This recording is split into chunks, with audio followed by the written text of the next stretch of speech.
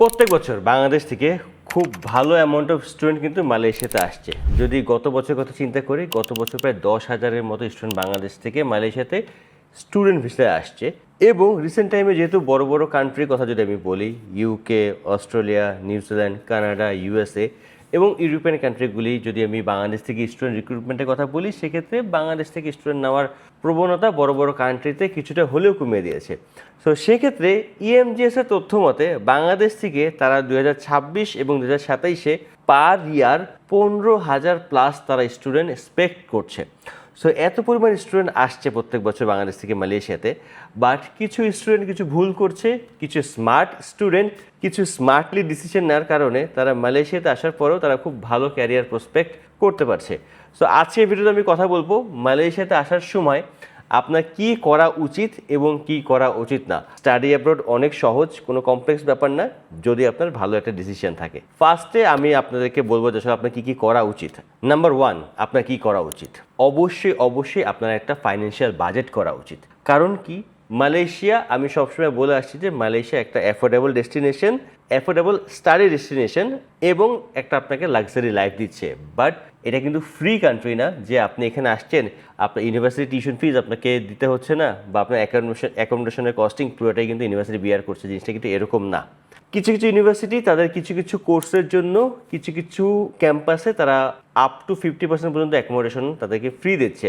But normally কিন্তু আপনাকে private accommodation নিয়ে থাকতে হচ্ছে। নর্মালি আপনাকে ইউনিভার্সিটি টিউশন ফিস কিন্তু প্রোভাইড করতে হচ্ছে। সো সেই ক্ষেত্রে আপনার অ্যাকোমোডেশন প্লাস টিউশন ফিস মিলে একটা অ্যামাউন্ট অফ মানি আপনাকে প্রত্যেক মাসে পেমেন্ট করতে হবে, বা প্রত্যেক মাসে আপনার সেই বাজেটটা থাকতে হবে। আমি সবসময় বলি যে যারা ব্যাচেলার বা ফাউন্ডেশন বা ডিপ্লোমাতে আসেন, তাদেরকে আসলে কাজের প্রতি বেশি ফোকাসড না হয়ে পড়াশোনার প্রতি ফোকাসড হতে। সো যখন একটা স্টুডেন্ট ফুললি পড়াশোনার প্রতি ফোকাস থাকে, সেক্ষেত্রে কিন্তু তাকে তার বাংলাদেশ থেকেই সেই ফাইন্যান্সিয়াল সাপোর্টটা নিয়ে আসতে হয়। কোনোভাবেই কিন্তু আপনি চিন্তা করেন যদি আসলে মালয়েশিয়াতে এসে আপনি ইনকাম করে আপনার tuition fees plus accommodation manage করবেন, সেটা আপনার জন্য খুবই টাফ কল হয়ে যাবে। সো অবশ্যই আপনাকে সেই সব ইউনিভার্সিটি আপনাকে চুজ করতে হবে যেই সব ইউনিভার্সিটি টিউশন ফিস আপনি অ্যাফোর্ড করতে পারবেন। পাশাপাশি আপনাকে আপনার লাইফস্টাইলটা মালয়েশিয়াতে ওই ধরনেরই করতে হবে যেটা আপনি অ্যাফোর্ড করতে পারবেন। আপনি মালয়েশিয়া অনেক লাক্সারি একটা ডেস্টিনেশন, বাট কস্টিংটা খুবই কম। বাট কস্টিংটা কতটুকু কম ডিপেন্ড করতেছে আপনার ফ্যামিলির ফাইন্যান্সিয়াল বাজেট কেমন, আপনার ফ্যামিলির অ্যাফোর্ডেবিলিটি কেমন, আপনার ফ্যামিলির ইনকামটা কেমন। সো আপনি জানেন আসলে আপনার ফ্যামিলির ইনকাম কেমন, বা আপনাকে যে আপনার প্যারেন্টস যারা স্পন্সর করবে তাদের কতটুকু অ্যাবিলিটি রয়েছে, সেই অনুযায়ী আপনি একটা আপনার ইউনিভার্সিটি চয়েস করবেন, সেই অনুযায়ী আপনি আপনার অ্যাকোমোডেশনটাকে চুজ করবেন। কোনোভাবেই মনে করবেন না যে আসলে মালয়েশিয়া খুবই সস্তা দেখে আমি উইদাউট এনি ফাইন্যান্সিয়াল প্রিপারেশন আমি চলে আসবো, তাহলে কিন্তু এসে ধরা খাবেন। তখনই আসলে আপনার পড়াশোনার প্রতি ফোকাস বাদ দিয়ে আপনাকে কাজের প্রতি ফোকাস করতে হবে। দেন মালয়েশিয়াতে আসলে আপনি ভালো এডুকেশন দিতে পারবেন না, আলটিমেটলি দোষারোপ করবেন মালয়েশিয়া ভালো ডেস্টিনেশন না। সো অবশ্যই মালয়েশিয়াতে আসার আগে অবশ্যই আপনার একটা টাকা পয়সার হিসাব করবেন যে আপনার কত টাকা খরচা হবে ফুল ব্যাচেলর কমপ্লিট করতে, আপনার অ্যাকোমোডেশন পারপাস কত টাকা খরচা হবে, আপনার এয়ার টিকিট কত টাকা লাগতেছে, আপনি আপনার গ্র্যাজুয়েশন শেষ করার পরই যখন আপনি জব ভিসাতে সুইচ করতে যাবেন তখন আসলে আপনি কতদিনের ব্যাকআপ ফ্যামিলি থেকে নিতে পারবেন, সব কিছু মিলে আসলে আপনাকে একটা টোটাল ফাইন্যান্সিয়াল প্ল্যান করতে হবে। নাম্বার 2, ডকুমেন্টেশন রেডি করা। মালয়েশিয়াতে কিন্তু একটা ইম্পর্টেন্ট ব্যাপার যে মালয়েশিয়াতে যদি আপনার ডকুমেন্টেশনের সাথে যদি আপনার অফিসিয়াল ডকুমেন্টের সাথে যদি আসলে আপনার পাসপোর্ট ডকুমেন্ট বলেন বা আপনার একাডেমিক ডকুমেন্ট বলেন, সেটা যদি আসলে নামের বানানে যদি কোনো গরমিল থাকে, সেক্ষেত্রে কিন্তু আপনার ইএমজিএসটা ক্যান্সেল হয়ে যেতে পারে। সো অন্যান্য কান্ট্রিতে আমরা দেখি যে আসলে যদি আমরা ইউকে, অস্ট্রেলিয়া বা নিউজিল্যান্ডে যদি আমরা অ্যাপ্লাই করি, সেক্ষেত্রে আমরা সবসময় দেখি কি যে যদি কোনো ডকুমেন্টেশনে নামের বানান ভুল থাকে তখন কিন্তু একটা এফিডেভিট দিলেই হয়ে যাচ্ছে। বাট মালয়েশিয়ার ক্ষেত্রে কিন্তু সেই জিনিসটা কোনোভাবেই অ্যাপ্রুভ না। মালয়েশিয়ার ক্ষেত্রে কিন্তু ইউনিভার্সিটি বলেন বা ইএমজিএস বলেন, তারা আপনার সবগুলি ডকুমেন্টে আপনার নাম প্লাস আপনার প্যারেন্টসের নাম যদি থাকে, সেক্ষেত্রে আপনার সব জায়গাতেই একই নাম হতে হয়। সেক্ষেত্রে যাদের নামের, কারণ বাংলাদেশে আসলে প্রত্যেকটা ফ্যামিলিরই প্রত্যেকটা স্টুডেন্টেরই আসলে নামের বানানের মধ্যে গরমিল রয়েছে। সবচেয়ে বড় গরমিল যে কি, এমডি আর মোহাম্মদ। সো মালয়েশিয়াতে এমডি মানে কিন্তু একটা মিনিং করে এবং মোহাম্মদ মানে কিন্তু আরেকটা মিনিং করে। বাট আমাদের দেশে আসলে আমরা এমডিও মানে যা, মোহাম্মদ মানেও তো আসলে সব কিছুই আমরা একটা, হয়তো আপনার সার্টিফিকেটে মোহাম্মদ লেখা আছে, আপনার পাসপোর্টে লেখা আছে এমডি। সো আপনার নামের বানানে হয়তো বা পাসপোর্টের মধ্যে চৌধুরীতে আপনি সিএইচওর জায়গায় আপনি সিএইচএ দিয়ে দিচ্ছেন, বাট আপনার সার্টিফিকেট আছে সিএইচও। বা সিএইচএ। সো এই ধরনের আসলে আমাদের মোসাম্মদ আক্তার, দেন ইসলামের জায়গায় ISLAM এর জায়গায় হয়তো আপনি ISLEM দিয়ে দিয়েছেন। সো খানের জায়গায় চৌধুরী হয়ে গেছে। So এই ধরনের আসলে অনেক গরমিল থাকে। বাংলাদেশের ম্যাক্সিমাম স্টুডেন্টের ক্ষেত্রে আসলে আমরা এই জিনিসটা দেখি। অন্যান্য কান্ট্রিতে আপনি জাস্ট একটা ফাইন্যান্সিয়াল বা একটা নাম কারেকশন এফিডেভিট দিলে পরে কিন্তু হয়ে যাচ্ছে, বাট মালয়েশিয়ার ক্ষেত্রে অবশ্যই আপনাকে সেটা ঠিক করে আপনাকে EMGS বা ইউনিভার্সিটিতে অ্যাপ্লাই করতে হবে। পাশাপাশি আপনার অল একাডেমিক ট্রান্সক্রিপ্ট, সার্টিফিকেট, আপনার IELTS এর স্কোর, আপনার ব্যাংক স্টেটমেন্ট, ব্যাংক সলভেন্সি, এই জিনিসগুলি সব কিছু গুছিয়ে নামের বানান সব কিছু ঠিকঠাক করে আপনাকে ইউনিভার্সিটিতে অ্যাপ্লাই করা উচিত। আদারওয়াইজ আপনার কিন্তু যে EMGS আটকে যাচ্ছে। আপনি দেখবেন যে অনেক স্টুডেন্ট রয়েছেন যারা 15% থেকে 35% হচ্ছেই না। কারণ কি, যে আপনার নামের বানানের মধ্যে একটা ঝামেলা রয়েছে বা একাডেমিক ডকুমেন্টস মিসিং রয়েছে। সো অ্যাপ্লাই করার আগে আপনার এই জিনিসগুলি গুছিয়ে ফেলতে হবে। নাম্বার 3, খুব ইম্পর্টেন্ট একটা জিনিস, যে নিজের ক্যারিয়ার বা গোল ক্লিয়ার করা আর কি। সো অবশ্যই আপনি আসলে কেন মালয়েশিয়াতে আসছেন, আপনার পারপাসটা কি, সেটা আপনাকে অবশ্যই আগে থেকেই প্ল্যান সাজাতে হবে। অনেকে আসে যে মালয়েশিয়াকে একটা চিল ডেস্টিনেশন হিসেবে চিন্তা করে যে ভাই আমার বাবার টাকার অভাব নেই, সো আমি বাংলাদেশে বসে এই চিল লাইফটা আমি লিড করতে পারতেছি না, মালয়েশিয়াতে গেলে পর আমি খুব অল্প টাকা একটা লাক্সারি লাইফ লিড করতে পারবো। অনেক স্টুডেন্ট আছেন যাদের কাছে আসলে টাকাটা কোনো ব্যাপারই না। তারা আসলে মালয়েশিয়াতে আসে শুধুমাত্র তারা পড়াশোনা করবে, নামের মতো পড়াশোনা করবে, বাট বাকি লাইফটা তারা আসলে চিল করবে বা এনজয় করবে। তো এই একটা লাক্সারি ডেস্টিনেশন হিসেবে তারা মালয়েশিয়াতে আসে। সো তাদের পারপাস আলাদা, বাট ম্যাক্সিমাম স্টুডেন্টের যে পারপাসটা হওয়া উচিত যে ভাই হ্যাঁ, আমি কম টাকায় যারা ভালো মানের একটা এডুকেশন পাচ্ছি এবং সেই এডুকেশনটা আমি অ্যাপ্রোপ্রিয়েটলি নিব, পারফেক্টলি নিব, এবং এখান থেকে আপনার পড়াশোনা শেষ করার পরেই আমি একটা ইন্টারন্যাশনাল এক্সপোজার পাচ্ছি। পাশাপাশি এখান থেকে আমি আমার জবের জন্য আমার ক্যারিয়ারটা স্টার্ট করতে পারি। কারণ কি, মালয়েশিয়াতে কিন্তু আমি বললাম যে আসলে যদি আপনি মিডল ইস্টকে, দুবাই, কাতার, সৌদি আরব, এই কান্ট্রিগুলিকে যদি আমরা বলি যে আসলে বাংলাদেশ এবং ইউরোপের মাঝখানের একটা হাব, যেখান থেকে আপনার একটা গ্লোবাল এক্সপোজার পাওয়া সম্ভব, মালয়েশিয়া ঠিকই আপনার বাংলাদেশ বলেন এবং অস্ট্রেলিয়া, নিউজিল্যান্ড বলেন, তার মাঝখানের একটা হাব, যেখান থেকে আপনার একটা গ্লোবাল এক্সপিরিয়েন্স বা গ্লোবাল এক্সপোজার পাওয়ার একটা জায়গা। আপনি মালয়েশিয়া যদি ভালো একটা ইউনিভার্সিটি থেকে আপনি পড়াশোনা করেন, যেরকম আমি কালকে কথা বলছিলাম যে এশিয়া প্যাসিফিক ইউনিভার্সিটি, যেটা সংক্ষেপে APU নামে অনেক বেশি popular. So Asia Pacific university থেকে যারা স্টুডেন্টরা পড়াশোনা করে, পড়াশোনা চলাকালীন অবস্থায় 60 থেকে 65% স্টুডেন্টের জব হয়ে যাচ্ছে। পড়াশোনা শেষ করার পর 100% স্টুডেন্টের তার জব হয়ে যাচ্ছে মালয়েশিয়াতে বসেই। একটা স্টুডেন্ট যখন তার পড়াশোনাটা শেষ করে ফেলে এবং জবের জন্য অ্যাপ্লাই করে, আপনার দরকার নেই যে মালয়েশিয়াতে আপনার জব করতে হবে। আপনি মালয়েশিয়াতে বসেই আপনি কিন্তু সিঙ্গাপুর, পাশাপাশি ব্রুনাই আছে, ভিয়েতনাম রয়েছে, Australia, New Zealand, Canada, middle east থেকে শুরু করে সারা ওয়ার্ল্ডে আপনি জবের জন্য অ্যাপ্লাই করতে পারতেছেন।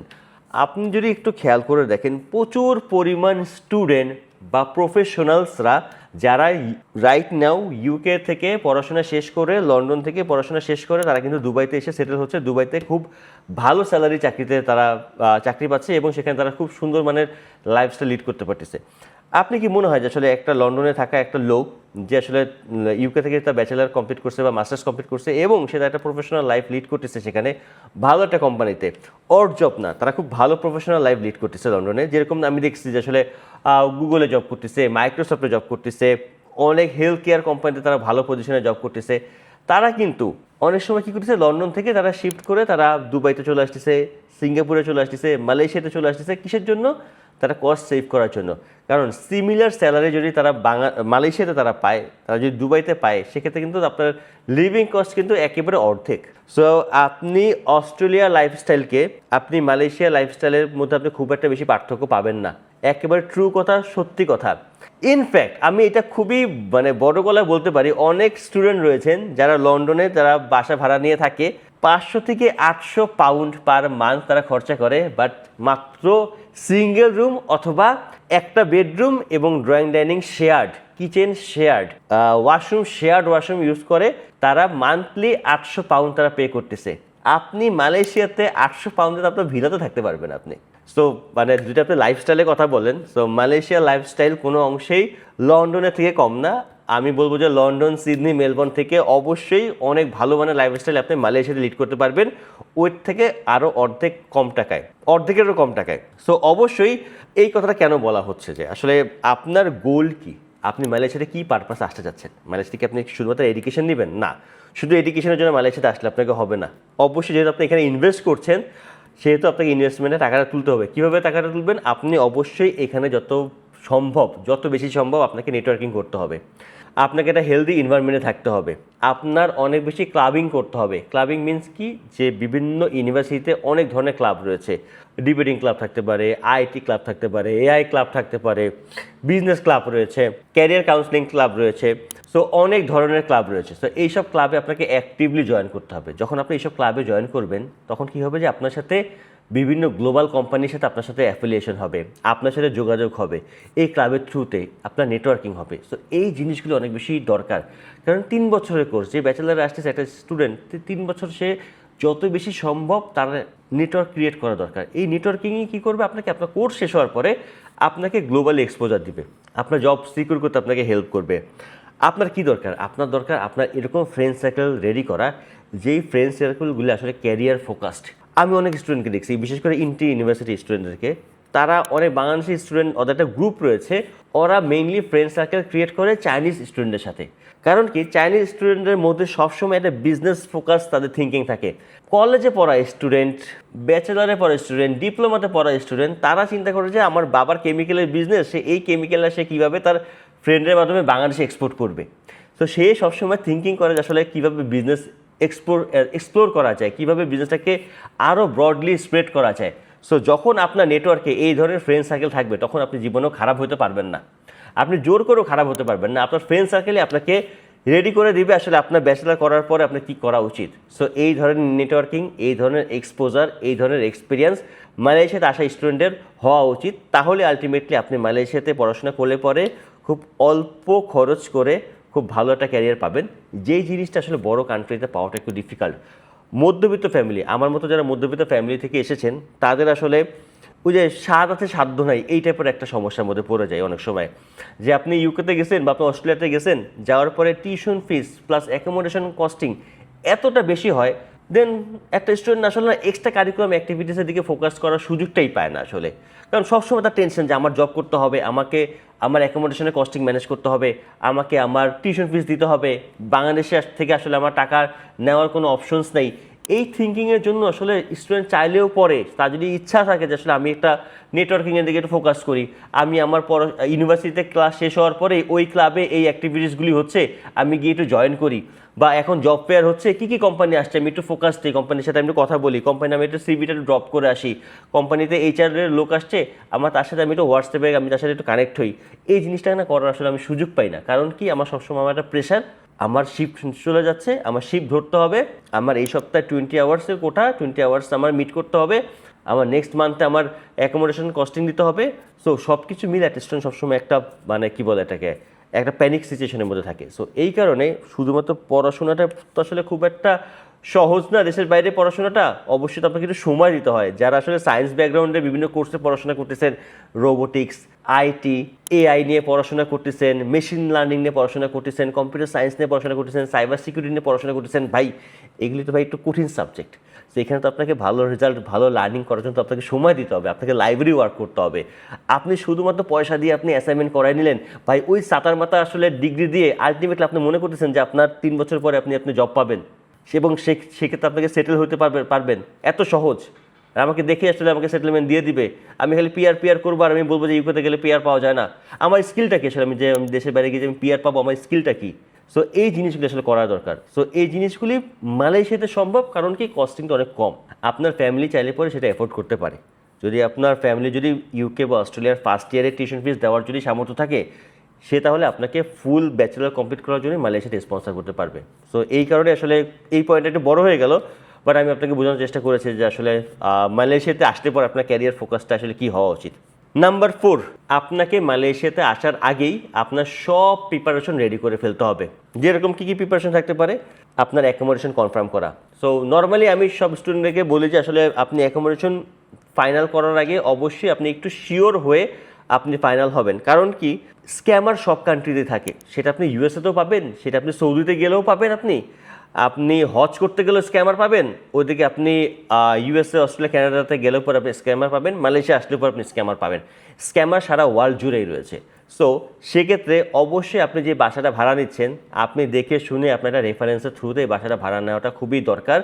এবং রাইট নাও কিন্তু ইএমজিএস বুথে বা আপনার এয়ারপোর্ট যখন ক্লিয়ার করতে যাবেন বা ইমিগ্রেশন যখন যাবেন, সেক্ষেত্রে কিন্তু ইমিগ্রেশন অফিসার আপনি কোথায় গিয়ে উঠবেন, কি করবেন, আপনাকে এই জিনিসটা জিজ্ঞাসা করতে পারে এবং জিজ্ঞাসা করছে। মালয়েশিয়া কিন্তু এখন আর আগের মতো মালয়েশিয়া নেই, যে আসলে আমি ওই ব্যাপারে আমি পরে আসছি, যে আসলে আমরা সোশ্যাল মিডিয়াতে যেই টাইপের মালয়েশিয়ার কথা আমরা দেখি, সো মালয়েশিয়া অত সহজও না। সো অবশ্যই আপনাকে একটা ফুললি প্রিপারেশন নিয়ে থাকা উচিত। আপনার আসার আগে কী কী ডকুমেন্টস আপনার কমপ্লিট করা উচিত? আপনার এমডেক নামে এমডিইসি বা মালয়েশিয়ান ডিজিটাল অ্যারাইভাল কার্ড যেটাকে বলা হয়, সো এই এমডেক ফর্মটা আপনাকে ফিল আপ করতে হবে। আপনার টিউশন ফিস পেমেন্ট করার পরে টিউশন ফিসের পেমেন্ট কপি আপনাকে সাথে করে নিয়ে আসতে হবে এবং সেটা ইউনিভার্সিটিতে ফ্লাই করার 1 সপ্তাহ আগেই তাকে দিতে হবে। আপনার এয়ার টিকিটটা কনফার্ম করার সময় অবশ্যই ইউনিভার্সিটিকে জানাতে হবে যে আমি অমুক তারিখে আসবো। এবং আপনার অল একাডেমিক ডকুমেন্টস, সার্টিফিকেট, অ্যাকোমোডেশনের ডকুমেন্টস, আপনার পাসপোর্টের কপি, পাসপোর্টের ফটোকপি কপি, আপনার ভিসা কপি, ইভাল কপি থেকে শুরু করে যত ধরনের আপনার একাডেমিক বা ভিসা রিলেটেড ডকুমেন্টস ছিল সবগুলো আপনার সাথে করে নিয়ে আসতে হবে। এবং অবশ্যই আপনি ফ্লাই করবেন সোমবার থেকে শুরু করে বৃহস্পতিবারের মধ্যেই। শুক্রবার ফ্লাই না করা উচিত, কারণ এটা লাস্ট ওয়ার্কিং ডে, এবং মালয়েশিয়াতে যেন সেটা ওয়ার্কিং ডে থাকে। অবশ্যই আমি সবসময় স্টুডেন্টকে বলি যে সোম, মঙ্গল, বুধ, আর যদি সুযোগ থাকে বৃহস্পতিবার, এই 4 দিনের মধ্যে আপনার ফ্লাই করা উচিত মালয়েশিয়াতে। এবং চেষ্টা করবেন যে সকাল সকাল ফ্লাই করতে, যাতে আপনি মালয়েশিয়াতে যখন ল্যান্ড করবেন তখন যেন মালয়েশিয়ার ওয়ার্কিং আওয়ারটা থাকে। সেক্ষেত্রে যদি কোনো কারণে আল্লাহ মাফ করুক আপনার সাথে, আপনার ইউনিভার্সিটির সাথে যদি আপনার কোনো প্রবলেম থাকে, বা ইউনিভার্সিটি যদি আপনার টিউশন ফিজের টাকাটা না পেয়ে থাকে, বা ইউনিভার্সিটি যদি ইনফর্ম না থাকে, যদি এয়ারপোর্ট থেকে যদি আপনার ইউনিভার্সিটিতে ফোন করে, সেক্ষেত্রে যেন ইউনিভার্সিটিকে তারা পায়। যদি ওয়ার্কিং ডে থাকে তাহলে পর আপনার এই সুবিধাটা আপনি পাচ্ছেন। সো অবশ্যই এই কয়টা ডে দেখে আপনি ফ্লাই করবেন। অবশ্যই স্যাটারডে সানডেতে ফ্লাই করার নামই নেবেন না, অবশ্যই ওয়ার্কিং ডেতে ফ্লাই করবেন। আমি বলবো যে সোম থেকে বৃহস্পতিবারের মধ্যে ফ্লাই করার জন্য। এবং এই সেই ডকুমেন্টসগুলো আপনাকে নিয়ে তারপর মালয়েশিয়াতে আসা উচিত, কোনোভাবে স্ক্যামের শিকার হওয়া যাবে না। লাস্ট পয়েন্ট, মালয়েশিয়াতে আসার প্রথম 1 সপ্তাহের মধ্যে আপনার কী কী করা উচিত। নাম্বার 1, মালয়েশিয়াতে আসার প্রথম 1 সপ্তাহের মধ্যেই আপনাকে আপনার মেডিকেল টেস্টটা কমপ্লিট করতে হবে।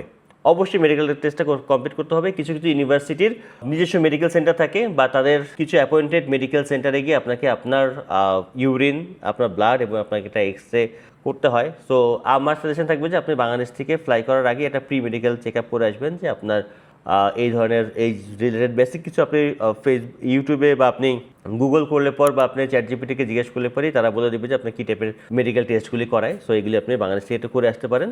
দেন মালয়েশিয়াতে আসবেন, আসার পরই আপনাকে মেডিকেলটা কমপ্লিট করতে হবে।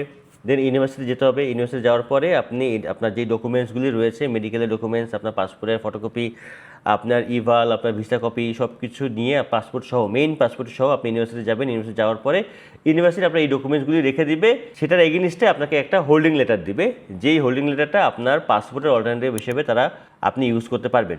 সো মেডিকেল টেস্ট করা, ইউনিভার্সিটি রেজিস্ট্রেশন করা, ইউনিভার্সিটির কাছ থেকে হোল্ডিং লেটার নেওয়া, সো এই জিনিসগুলি আপনাকে অ্যাজ সুন অ্যাজ পসিবল আপনাকে ইউনিভার্সিটির সাথে যোগাযোগ করে আপনাকে এই জিনিসগুলি কমপ্লিট করতে হবে।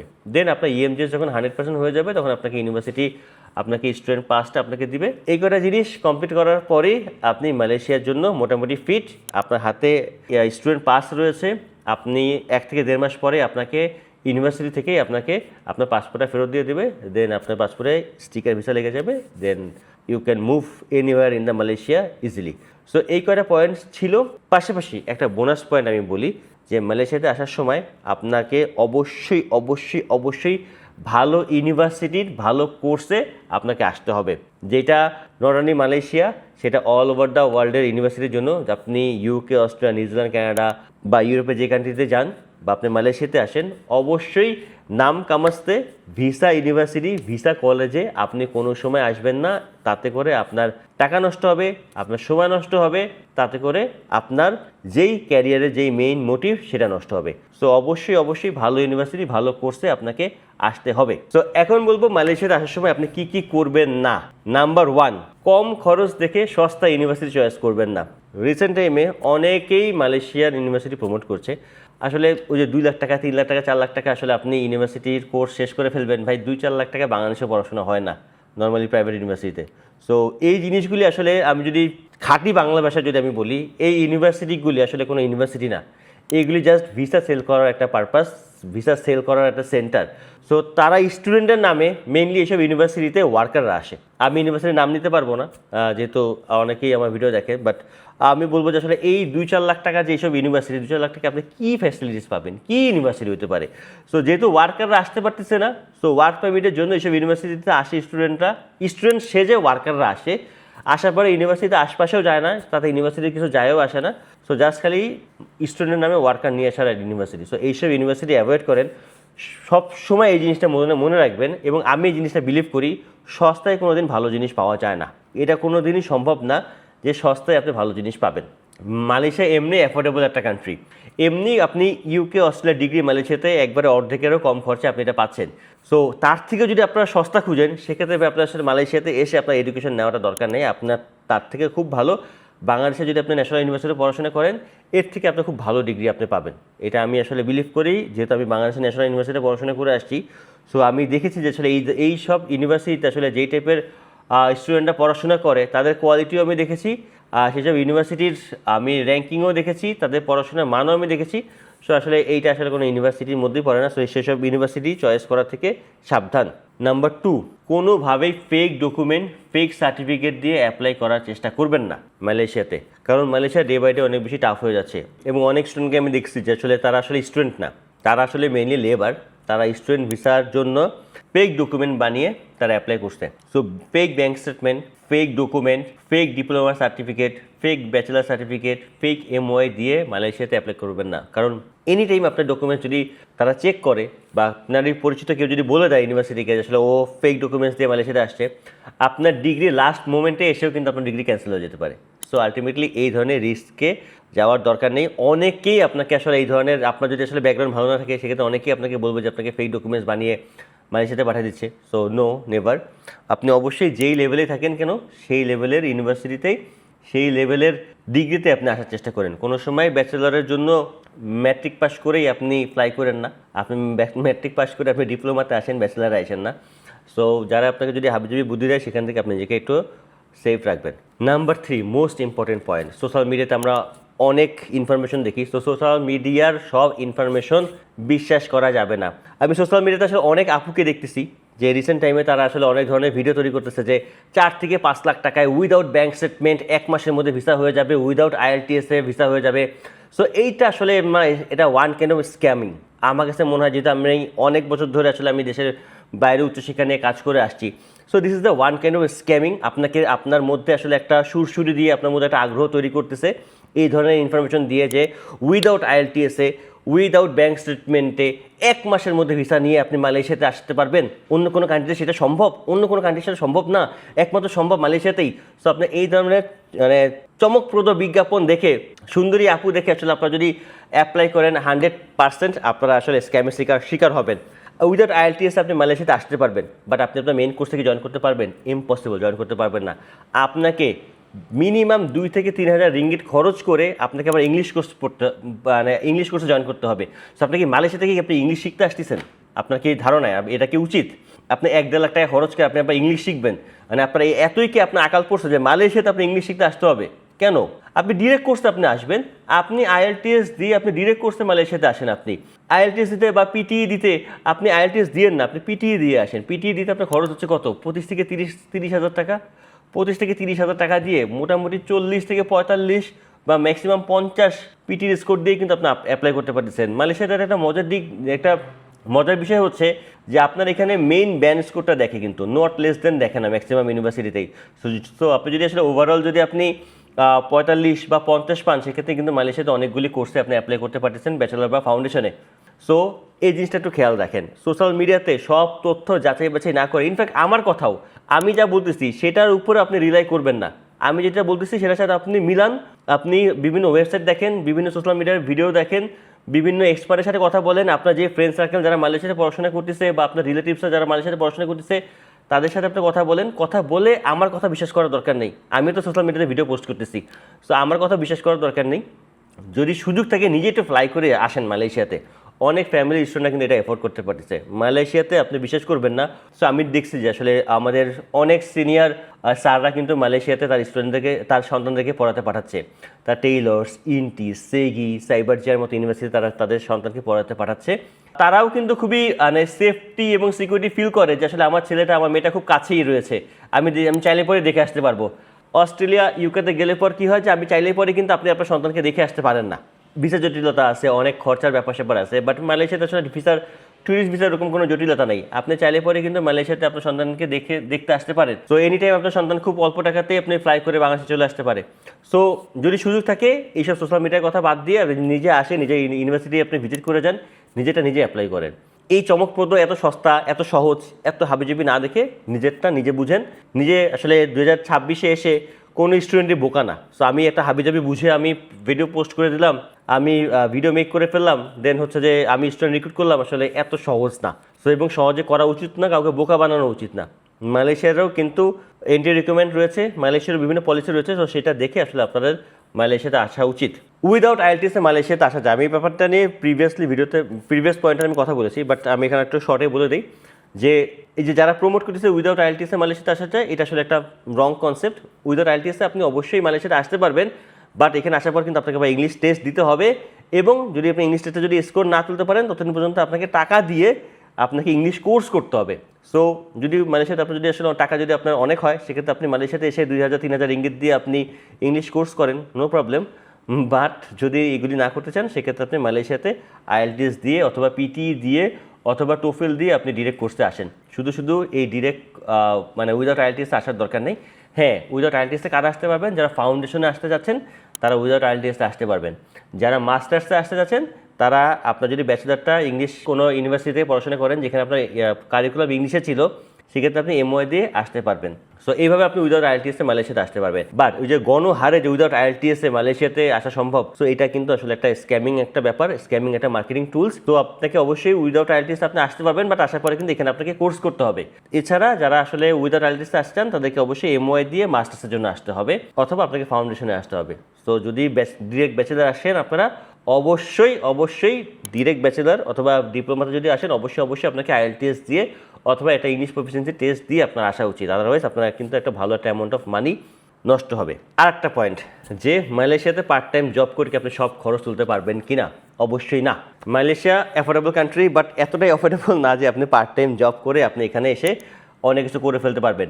নর্মালি মালয়েশিয়াতে পার্ট টাইম জব এটা আসলে লিগাল না, এটা ইলিগাল। যদি আপনি পার্ট টাইম জব করতে চান, সেক্ষেত্রে ইউনিভার্সিটির সাথে কথা বলে ইমিগ্রেশনের কাছ থেকে পারমিশন নিয়ে দেন আপনাকে পার্ট টাইম জব করতে হবে। বাট আমি অনেক স্টুডেন্টকে দেখছি যারা আসলে মালয়েশিয়াতে পার্ট টাইম জব করতেছে, অনেকে ফুল টাইম জবও করে। So full time job, part time job যারাই করে আর কি, সেক্ষেত্রে আসলে আমি অবশ্যই বলবো যারা করে তাদের যেন আসলে, যেহেতু জিনিসটা ইলিগাল, জিনিসটা লিগাল না, সেক্ষেত্রে আসলে এটা নিয়ে বেশি কথা বলা আমার উচিত না। বাট এই ধরনের পার্ট টাইম জব করে আসলে আপনি আপনার টিউশন ফিস ম্যানেজ করতে পারবেন না। আপনি অ্যাকোমোডেশনে একটা সাপোর্ট দিতে পারবেন, এবং আপনি আপনার স্টুডেন্ট লাইফটাকে আপনি এনজয় করতে পারবেন, যে কোথাও ঘোরাঘুরি করতে যাওয়া। মালয়েশিয়ার পাশে অনেকগুলি নেইবারিং কান্ট্রি রয়েছে যেটা খুবই ট্যুরিস্ট স্পট হিসেবে খুবই পপুলার, যেরকম থাইল্যান্ড, সিঙ্গাপুর। সো এইসব কান্ট্রিতে টুকটাক এক সপ্তাহের জন্য ঘুরতে যাওয়া, ফ্রেন্ডদেরকে নিয়ে মালয়েশিয়ার বিভিন্ন ট্যুরিস্ট ডেস্টিনেশন রয়েছে, লাংকাওয়ে, গ্যাংটিং হাইল্যান্ড, ক্যামেরুন হাইল্যান্ড, আরও অনেকগুলি, পেনাং, অনেকগুলি আপনার ট্যুরিস্ট স্পট রয়েছে। সো এইসব জায়গাতে ঘুরতে যাওয়া, এইসব জায়গায় গিয়ে চিল করা, নিজের স্টুডেন্ট লাইফটাকে একটু এনজয় করা। সো এই জিনিসগুলি হয়তো আপনি পার্ট টাইম জব করে আপনি তুলতে পারবেন। বাট গণহারে যে আপনার টিউশন ফি, যদি ভালো একটা ইউনিভার্সিটিতে আপনি আসেন, আপনি ইনটি, সেগি, টেইলর্স, সাইবারজিয়া, এই টাইপের ইউনিভার্সিটি যদি আপনি আসেন, সেক্ষেত্রে এইসব ইউনিভার্সিটি টিউশন ফিসটা যেহেতু একটু বেশি, বাট ওরা কিন্তু কোয়ালিটি এডুকেশন আপনাকে প্রোভাইড করছে। সো এই কোয়ালিটি এডুকেশন যারা প্রোভাইড করে, সেই সব ইউনিভার্সিটি যদি আপনি আসেন, সেক্ষেত্রে আপনি পার্ট টাইম জব করে আপনার টিউশন ফিস, অ্যাকোমোডেশনের কস্টিং আপনি তুলতে পারবেন না। তো পার্ট টাইম জব করাটা আসলে এখানে লিগাল না, বাট টুকটাক অনেকেই করে। সো কারা কীভাবে করে সেটা এখানে আসার পরে আপনি বুঝতে পারবেন। ভিডিওতে এত কিছু বলার দরকার নেই এবং বলতে চাচ্ছি না, বাট যেটাই করেন, করার পরে আপনি আপনার টিউশন ফিস বা অ্যাকোমোডেশন ম্যানেজ করতে পারবেন না। হয়তোবা সেই টাকা দিয়ে আপনি আপনার লাইফটাকে এনজয় করতে পারবেন, স্টুডেন্ট লাইফটাকে এনজয় করতে পারবেন, এর বেশি কিছু না। নাম্বার 6, মালয়েশিয়াতে আসার পরে অপ্রয়োজনীয় শপিং বা খরচ থেকে নিজেকে সেভ করুন। এটা ভুক্তভোগী আমি নিজেই। সো এটা নিয়ে আর কি বলবো। তো আসলে নিজেই বুঝে উঠতে পারিনি যে আসলে হুট করে উইদিন 10 to 15 ডেজের মধ্যে আসলে আমার অনেকগুলি টাকা খরচ হয়ে গেছে। কোনটা যে আসলে কাজের জিনিস, কোনটা যে আসলে অকাজের জিনিস আসলে বুঝে ওঠার আগেই টাকাটা খরচ করে ফেলছি। অনেক কিছু হাবিজাবি জিনিস অনেক কিছু কিনে ফেলছি, যেটা আসলে আমি আমার মেইন বাসাতে ওঠার পর দেখছি যে আসলে এই জিনিসগুলি না কিনলেই পারতাম, এই কারণে এই জিনিসগুলো আমার বাসাতেই ছিল। সো অবশ্যই একটু ভেবেচিন্তে খরচ করার চেষ্টা করবেন, অনর্থক টাকা খরচ করবেন না, কারণ আলটিমেটলি টাকাগুলি তো আপনারই টাকা, সো অনেক কষ্টের টাকা। তো অবশ্যই সেক্ষেত্রে একটু হিসাবি হয়ে চলাফেরা করার সুযোগ রয়েছে আপনার। আপনি আসলে পরেই গ্র্যাবে যাওয়ার কোনো দরকার নেই, এখানে অনেক এমআরটি এলআরটি রয়েছে। তো এই জিনিসগুলি আপনারা একটু ইউজ করার চেষ্টা করেন, কারণ এগুলি ইউজ করতে করতে আসলে আপনার অনেক কিছু শেখা হবে।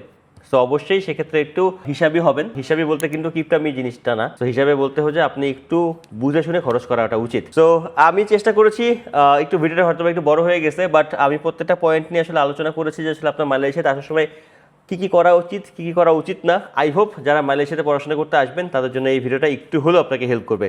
সো যদি মালয়েশিয়া নিয়ে যদি কোনো ধরনের কোনো কোশ্চেন থাকে অবশ্যই আপনারা কমেন্ট সেকশনে কমেন্ট করতে পারেন। এবং যদি মালয়েশিয়া নিয়ে যদি আপনাদের আসলে ইন্টারেস্ট থাকে এবং মালয়েশিয়াতে আসতে চান এবং যদি একটা আস্থাভাজন এবং ট্রাস্টেড এজেন্সি যদি আপনারা চয়েস করে চান, সেক্ষেত্রে অবশ্যই আপনারা ট্রিপল টিমের সাথে যোগাযোগ করতে পারেন। আমরা অনেক বছর ধরে স্টাডি অ্যাপ্রোড নিয়ে কাজ করছি। So thank you so much. ভিডিওটা ভালো লাগলে পরে লাইক কমেন্ট শেয়ার করে পাশে থাকবেন এবং চ্যানেলটা সাবস্ক্রাইব করবেন। Thank you so much. আসসালামু আলাইকুম।